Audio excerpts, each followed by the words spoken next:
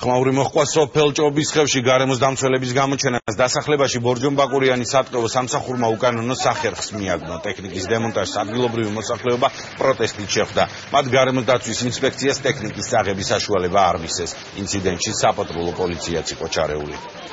შეურაცხყოფები მიუყენებია ჭობისხევის მოსახლეობისთვის. ისეთი ცუდი სიტყვები უთქვია, ეხლა იმას არ გავიმეორებ. ის გაულახიათ მე ერთიანი ძალებით. შემოვიდა ეს პოლიცია, ეს ბავშვები აქ ვინც ნასვამი იყო თუ დღეს დღეობა არის, მაცხოვრობა დღე იწყება დღეიდან, არც მაცხოვრობა დაგვაცადეს და არც არაფერი არ დაგვაცადეს.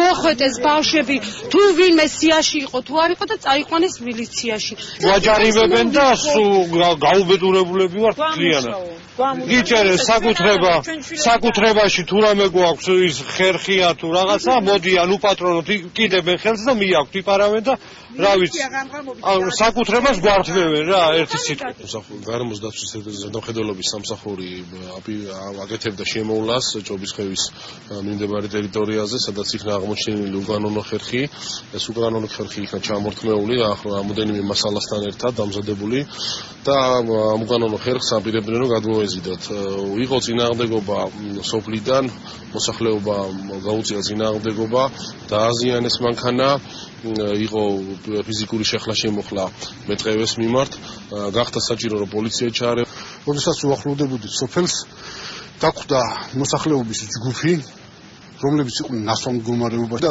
ფიზიკური დაპირისპირების შედეგად გააჩერეს მანქანა დააზიანეს გადმოყარეს მასზე დატვირთული ნივთმტკიცებაში აგერ არის რაც არის და მოხდა ავტომანქანის დაზიანება